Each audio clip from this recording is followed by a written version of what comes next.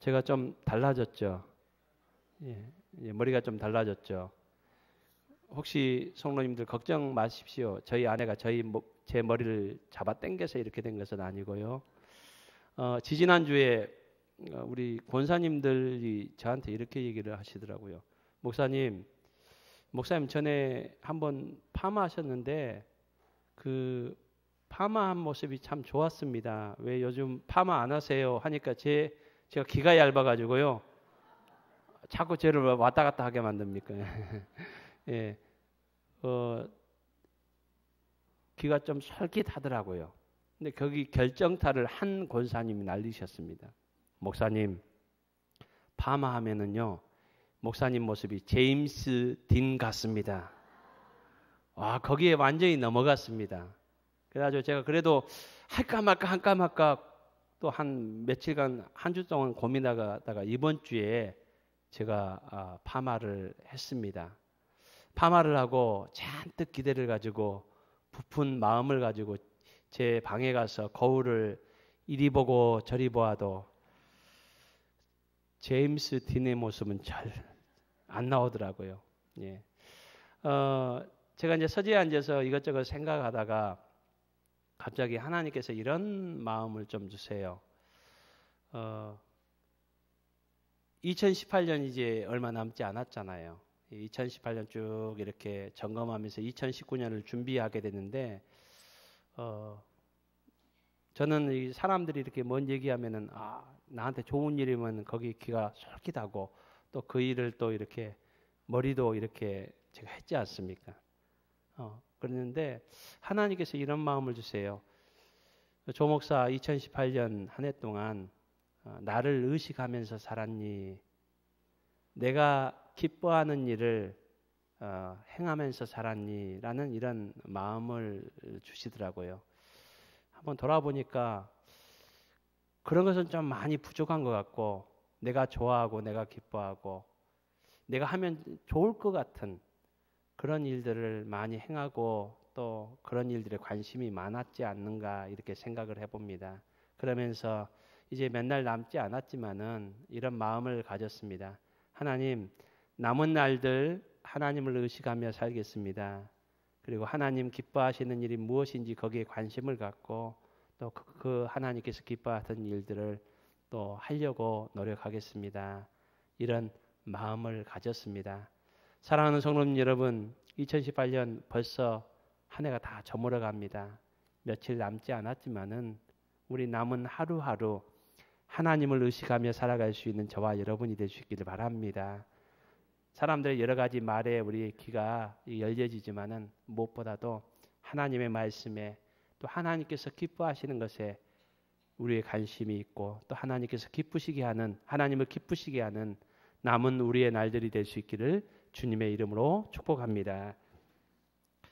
미국의 어린 아이들이 가장 빨리 배우는 그런 말들이 있는데 그 말들 중에 하나가 It's not fair.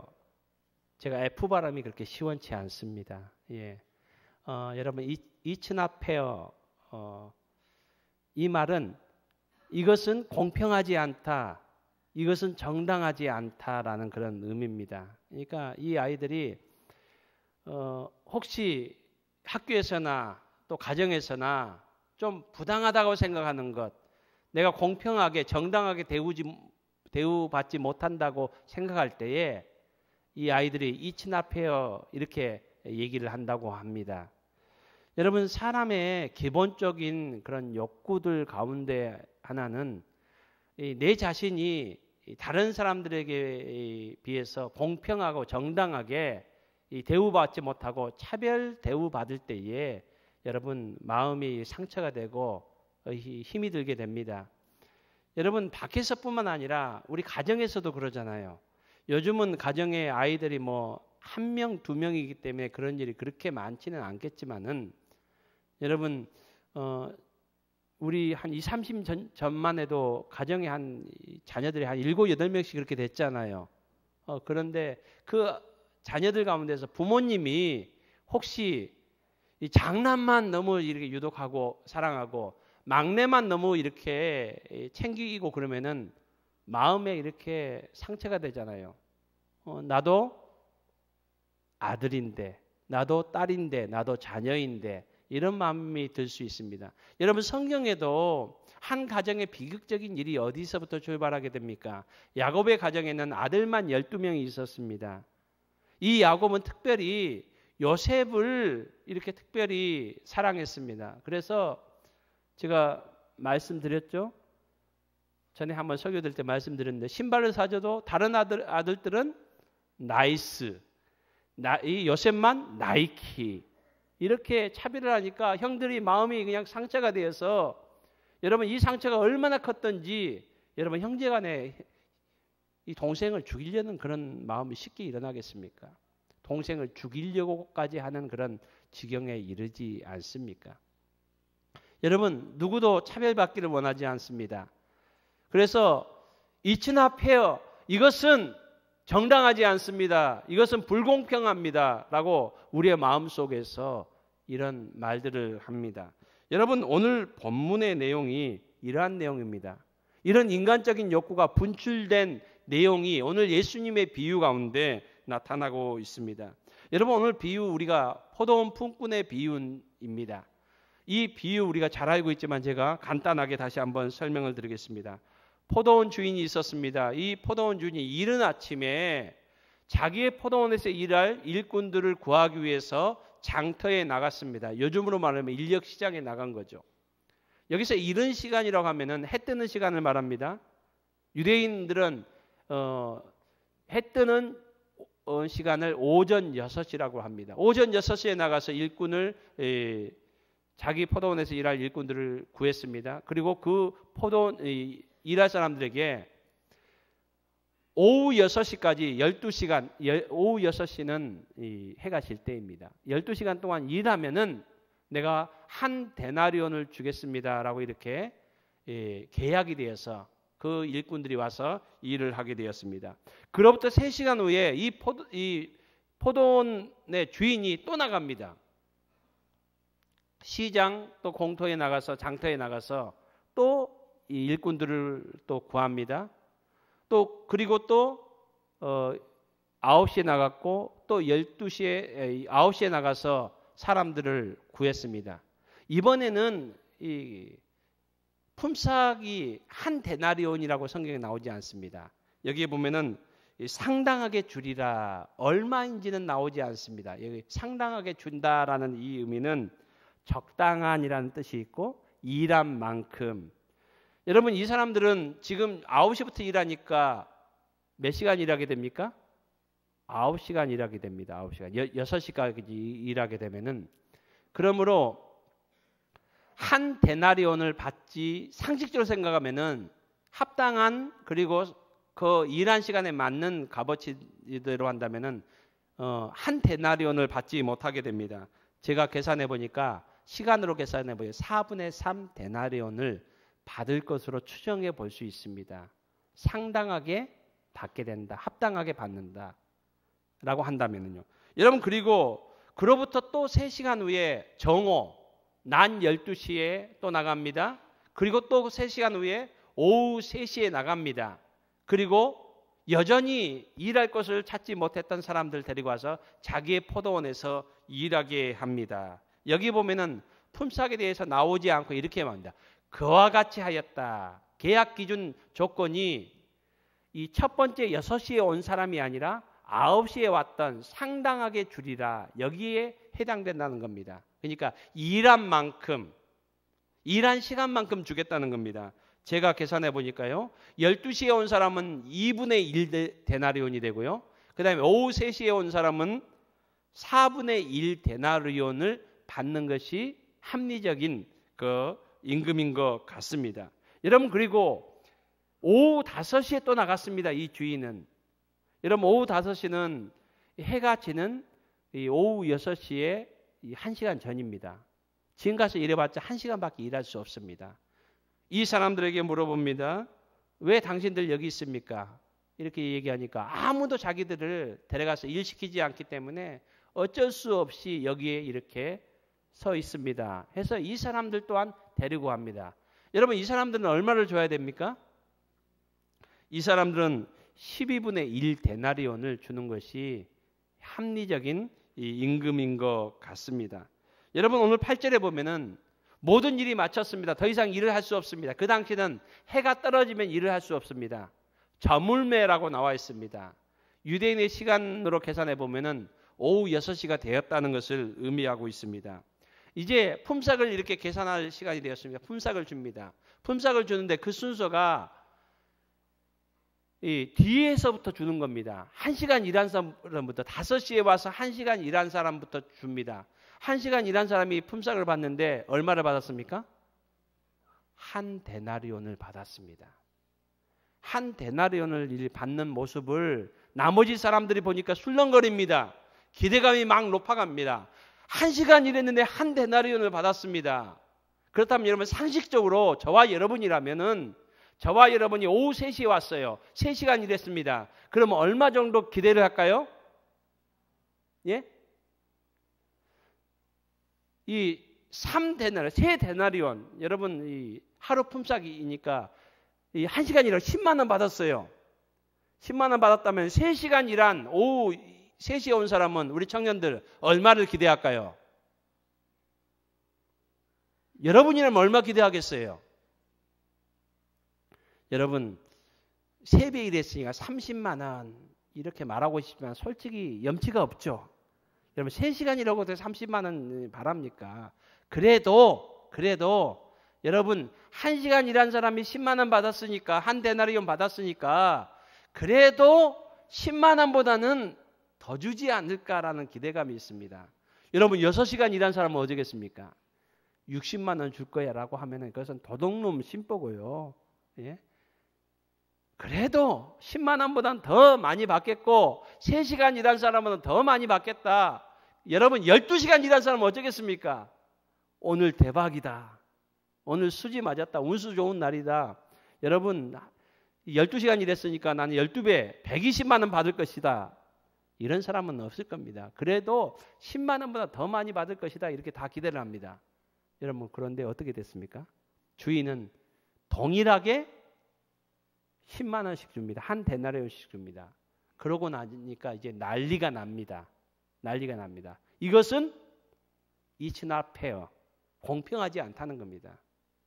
이것은 정당하지 않다는 겁니다. 어떻게 오늘 본문에 보면은 어떻게 겨우 1시간 일한 10만 원 주면서 우리는 12시간 일한 사람 12시간 햇볕 아래서 땀 흘리면서 수고한 12시간 일한 사람 9시간 일한 6시간 일한 저 사람보다는 3배, 6배, 9배, 12배 일한 우리를 어떻게 동일하게 취급하느냐라고 이렇게 화가 나서 난리가 나. 오늘 본문의 내용이 이러합니다.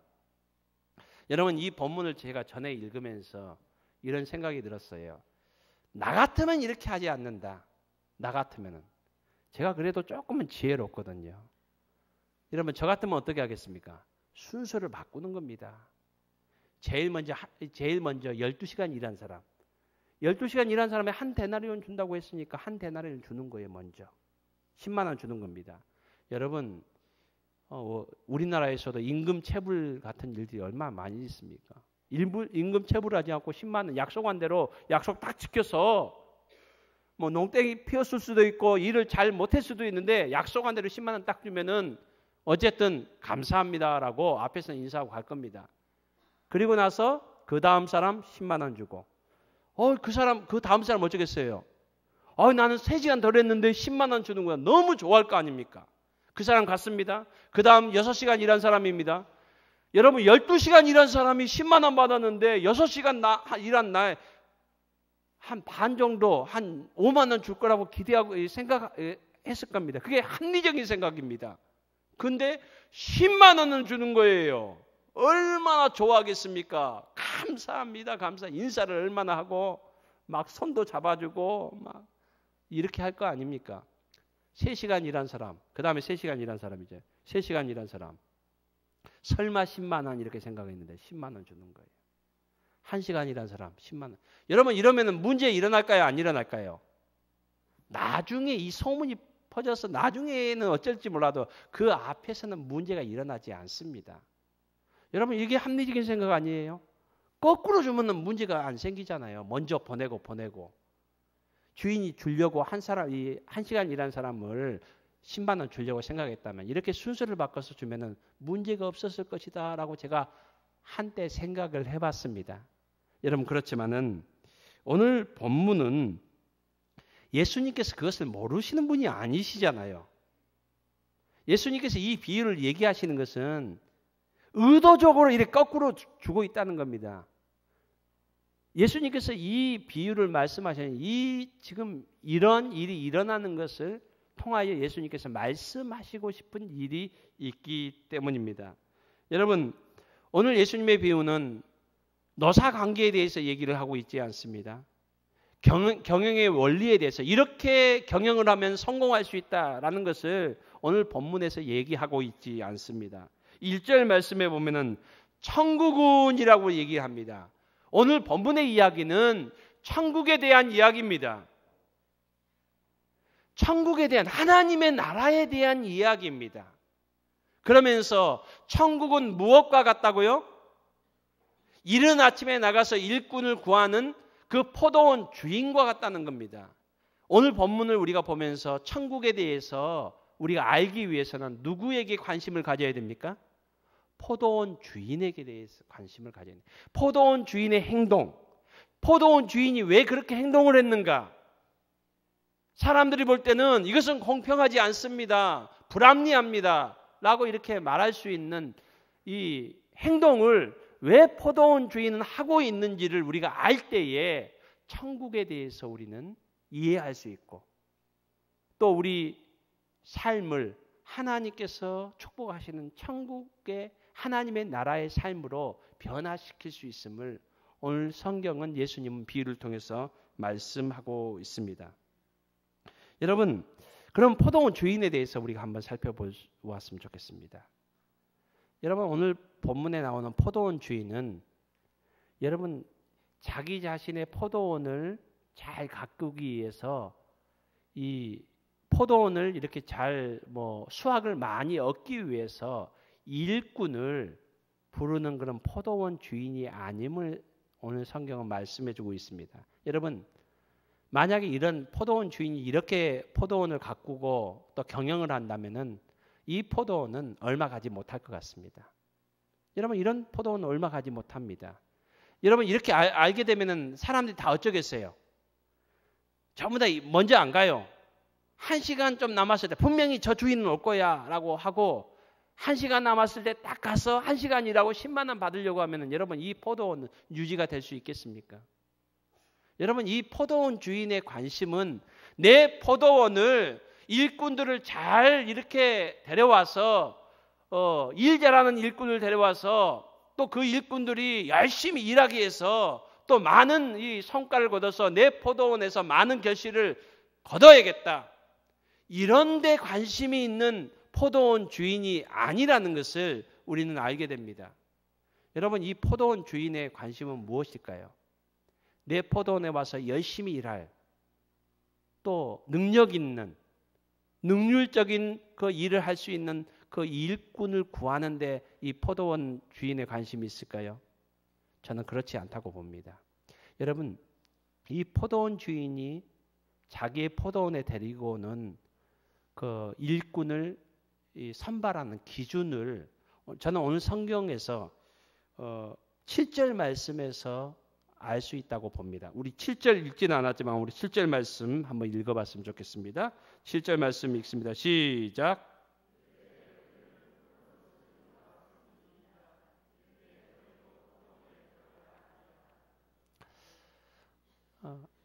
지금 이 내용은 마지막 오후 5시에 공터에 있던 이 사람들, 장터에 있던 이 사람들을 예수님께서 포도원 주인이 포도원으로 데리고 가는 그 모습을 말해주고 있습니다.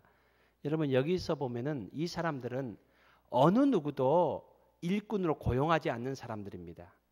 사람들이 주인들이 보니까 이 사람들은 포도원에 와서 일해봤자 우리 포도원에 유익이 안 된다는 겁니다. 능률이 안 된다는 겁니다. 그래서 모든 사람들로부터 제외된 사람들, 오히려 손해가 될 만한 그런 사람들입니다. 여러분, 이 사람들만 그랬을까요? 오후 9시, 12시, 3시.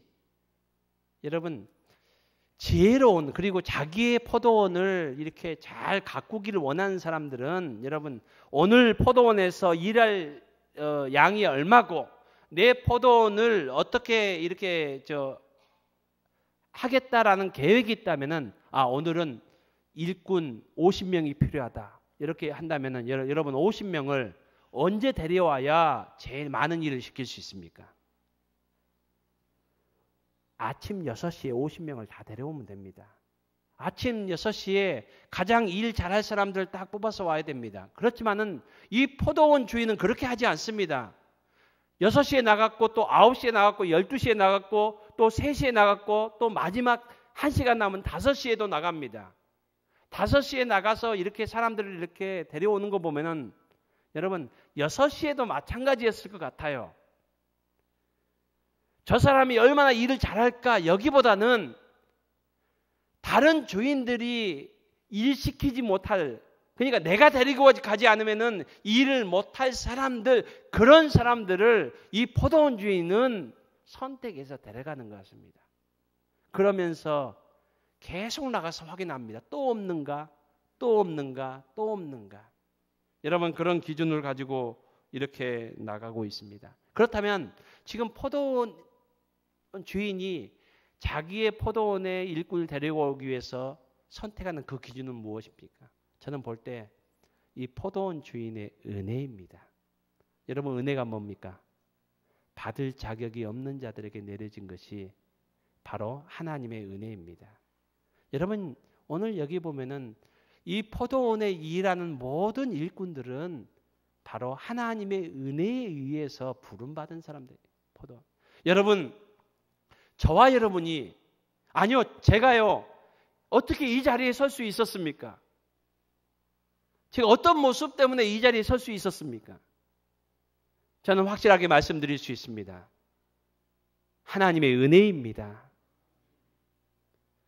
여러분, 저는 하나님의 자녀가 될 만한 어떠한 의로운 모습도 자격도 없지만은 하나님께서 저를 사랑하여 주셔서 예수 그리스도의 보혈로 저를 하나님의 자녀 삼아 주시고 또 하나님의 일을 또 할 수 있도록 하나님께서 저를 불러 주셨습니다. 여러분, 이 시간 우리 모두가 그런 사람들 아닙니까? 오늘 포도원 주인은 그 사람이 얼마나 잘 일할까, 그리고 내 포도원에 얼마나 유익을 또 이득을 끼칠 수 있을까, 이게 기준이 아닙니다. 은혜로 일할 수 없는 사람들을 하나님의 은혜로, 이 포도원 주인의 은혜로 불러서 일하게 해 주었다는 겁니다. 여러분, 그리고 그들에게 주어진 것이 품삯이 한 데나리온입니다. 여러분, 이 한 데나리온은 그 당시 노동자들의 하루의 품삯이었습니다. 요즘은 이 연봉이 다 틀리지만, 하루 품삯이 다 틀리지만은 여러분, 요즘은 가정에서 남편도 벌고 아내도 버는 가정들이 많이 있습니다. 또 자녀들도 벌고 또 그런 가정들이 많이 있습니다. 그렇지만은 여러분, 우리나라도 한 40년, 30년, 50년 전만 해도 가정에 그 당시 식구가 7, 8명, 많은 가정은 9명, 10명 이렇게 돼도 여러분, 그 가정에서 누가 일했습니까? 아버지가 일했지 않습니까? 대부분 여러분, 옛날로 가면 갈수록 일한 사람은 아버지 한 사람이었습니다. 그래서 아버지가 돈을 못 벌어오면은 그 가족 식구들이 전체가 먹지 못하는, 굶을 수밖에 없는 그런 삶들이 있었던 시대가 있습니다. 여러분, 이 당시 어떤 시대였습니까? 그 가정에 부모님도 계실 수 있고, 연로하신 부모님도 계실 수 있고요. 또 자녀들도 각 가정마다 이 지금 2000년이 전 일이지 않습니까? 자녀들 10명 이상 될 수 있지 않습니까? 여러분, 이때는, 그 당시에는 여자들이 일할 수 있는 그런 상황이 아니잖아요. 아버지가 나가서 일을 합니다. 그래서 돈을 벌어야 됩니다. 그 품삯 한 데나리온은 그 가정 식구가 하루 세 끼를 먹을 수 있는 그런 품삯이었습니다. 여러분 요즘은 우리가 문화생활도 해야 되고 여가생활도 해야 되고 여행도 가야 되고 거기 안에 다 있지만은 여러분 이 당시에는 그런 것이 없잖아요. 여가생활이라는 게 없잖아요. 단지 하루 세 끼 먹으면은 그게 만족이었잖아요. 그렇기 때문에 이 한 데나리온이라는 것은 그 가정 식구가 하루를 굶지 않고 살아갈 수 있는 그 품삯이 한 데나리온이라고 의미할 수 있습니다. 한 사람이 아니고요. 그 가정 전체. 여러분 만약에 4분의 3 데나리온을 받아간다면 누군가는 적게 먹어야 됩니다. 2분의 1 데나리온을 가지고 간다면 여러분 먹는 것이 반으로 줄을 수 있습니다. 여러분 10분의 1 데나리온을 가지고 간다면 어쩌겠어요? 굶어야 될 사람도 있을 것 같아요. 여러분 옛날에는 우리 어르신들은 어머니들이 아버지가 어머니들이 이렇게 하잖아요. 자녀들한테는 먹을 걸 주면서 아버지 어머니 같이 드세요 하면은 나는 밖에서 많이 먹었다. 여러분 실제 먹고 왔을까요? 아니잖아요. 한계가 양이 적으니까 그러잖아요. 여러분 12분의 1 되나요? 1시간 일했다고 12분의 1 거기에 합당한 거예요. 그게 정당한 거잖아요. 만약에 말한다면은. 그렇다면은 그 가정에는 누군가는 굶어야 된다는 겁니다. 지금 주인은 그것을 보고 있습니다. 여러분 비록 1시간 일했더라도 그 가정이 그 모든 식구들과 굶지 않고 어려워하지 않고 하루의 일용할 양식을 취할 수 있도록 지금 주인은 한 데나리온을 주고 있습니다. 바로 이것이 하나님의 은혜를 말씀하고 있습니다. 그러니까 이 포도원은 천국에 대한 것을 말하는데 우리 하나님은 하나님의 은혜로 하나님의 나라를 다스리신다는 것을 말씀하고 있습니다. 여러분 하나님의 나라가 어떤 곳입니까? 하나님의 은혜가 임한 곳입니다. 예수님께서는 말씀하셨습니다. 마태복음 12장 28절 말씀에서 하나님의 나라가 이미 임했다라고 이렇게 말씀했습니다. 2000년 전에 하나님의 나라가 이미 임했다라고 이렇게 말했습니다. 그렇다면 이미 임한 하나님의 나라는 어디에 있습니까? 예수님께서는 누가복음에서 제자들에게 이렇게 말씀합니다. 하나님의 나라 한번 따라했으면 좋겠습니다. 하나님의 나라는 너희 안에 있다. 제자들 안에 있다는 겁니다. 예수님을 따르는 그 사람들 안에 있다는 겁니다. 이 말씀 보면 마태복음 16장 16절에서 베드로가 이렇게 고백합니다. 주는 그리스도시요 살아계신 하나님의 아들이십니다. 예수님께서 베드로를 발견하시거나 내가 복이 있도다 이렇게 칭찬하시면서 이 신앙 고백 위에 이 믿음 위에 내 교회를 세우겠다. 하나님의 나라를 세우겠다는 겁니다. 바로 하나님을 믿는 예수님을 나의 구주로 고백하는 그 무리가 하나님의 나라라는 겁니다. 여러분 저와 여러분 안에 하나님의 나라가 임했고요. 우리 월계교회 이 믿음의 사람들이 모인 공동체인 월계교회가 바로 하나님의 나라입니다. 여러분 우리 월계교회가 하나님의 나라가 나타나는 아름다운 월계교회가 될 수 있기를 주님의 이름으로 축복합니다. 그러면 우리 교회가 하나님의 나라인데 우리 교회의 모습 가운데서 하나님의 나라의 모습은 어떻게 표현되고 어떻게 보여줄 수 있습니까? 여러분 교회의 아름다운 모습, 교회의 외관. 여러분 어떤 교회들은 100억, 200억, 요즘은 좀 큰 교회는 100억, 200억 공사를 해서 교회를 아름답게 짓더라고요. 여러분 그런 외형적인 아름다운 모습들 중에서 하나님의 나라의 모습이 보여집니까? 가장 아름다운 외관적인 모습을 보인 교회 하면은 저는 다윗과 그의 아들 솔로몬에 의해서 준비되어지고 건설되었던 예루살렘 성전이라고 생각합니다. 이 예루살렘 성전은요, 금을 막 이렇게 붙이고 그랬습니다. 너무 아름다운 모습이었습니다. 그렇지만은 하나님께서 그 예루살렘 성전을 다 허물으셨습니다. 지금 예루살렘 성전에 그때의 아름다운 모습이 보이지 않습니다. 여러분, 아름다운 외형적인 모습이 교회의 하나님의 나라의 모습이 아닙니다. 그러면은 10,000명, 50,000명, 100,000명 많은 성도들이 모인 그 모습이 하나님의 나라의 모습을 보여주고 있습니까? 여러분, 그것 또한 아니라는 것을 우리가 알고 있습니다. 여러분, 오늘 성경에서 1절에 보면은 천국은 이른 아침에 나가서 일꾼을 구하는 집 주인과 같으니 라고 이렇게 말합니다. 이 포도원 주인이 어떤 마음을 가지고 이 포도원 품꾼들을 구하는지, 긍휼히 여기는 마음, 불쌍히 여기는 마음, 바로 하나님의 은혜로 그 사람이 잘났고 그 사람이 어떻게 배웠고 그 사람이 어떤 일을 했고 그런 기준으로 부르는 것이 아니라 전적인 하나님의 은혜, 부름 받을 자격이 없음에도 불구하고 값없이 부르시는 그 포도원 주인의 그 모습, 이 하나님의 은혜의 모습이 임한 곳이 바로 하나님의 나라의 참된 교회의 모습임을 성경은 우리에게 말씀해 주고 있습니다. 사랑하는 성도 여러분, 우리 월계교회에 하나님의 은혜가 다시 회복되고 충만히 임하는 우리 월계교회가 될 수 있기를 주님의 이름으로 축복합니다. 여러분의 가정이 하나님의 나라의 은혜가 임하는 여러분의 가정이 될 수 있기를 주님의 이름으로 축복합니다. 그런데 여러분, 이 하나님의 은혜가 임하는 우리 교회가 되기를 원하고 우리 가정이 되기를 원하는데 왜 그렇게 되지 못합니까? 왜 하나님의 은혜가 임하는 하나님의 나라의 모습이 왜 상실돼 버립니까? 나타나지 못합니까? 표현되지 못합니까? 오늘 본문에 그 이유를 말씀하고 있습니다. 10절 말씀에 보면은 먼저 온 자들이 와서 더 받을 줄로 알았더니 라고 이렇게 말하고 있습니다.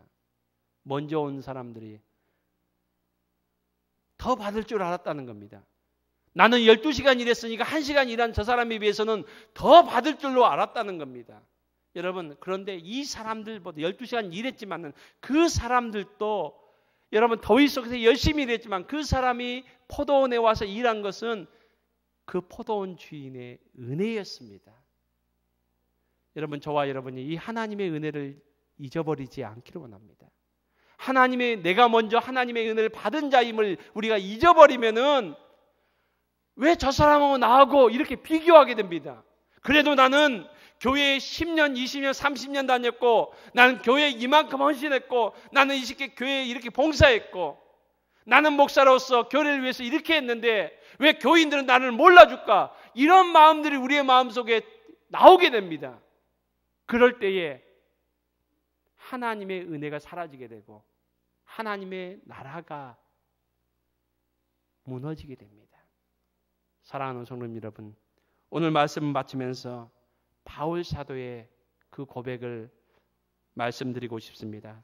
바울 사도는 고린도전서 15장 10절 말씀에서 이렇게 고백을 합니다. 내가 나 된 것은 하나님의 은혜로 된 것이니 내게 주신 그의 은혜가 헛되지 아니하여 내가 모든 사도보다 더 많이 수고하였으나 내가 한 것이 아니요 오직 나와 함께 하신 하나님의 은혜로다. 여러분, 이미 우리는 하나님의 은혜를 받았습니다. 다른 사람과 비교하지 않기를 원합니다. 이 하나님의 은혜를 받은 자들로서 다른 사람들을 대할 때 하나님의 은혜의 눈으로 하나님의 마음으로 우리가 서로 대하는 우리 아름다운 월계교회, 하나님의 나라가 실현되는 우리 월계교회 될 수 있기를 주님의 이름으로 축복합니다. 우리 함께 찬송가 304장을 찬양하겠습니다.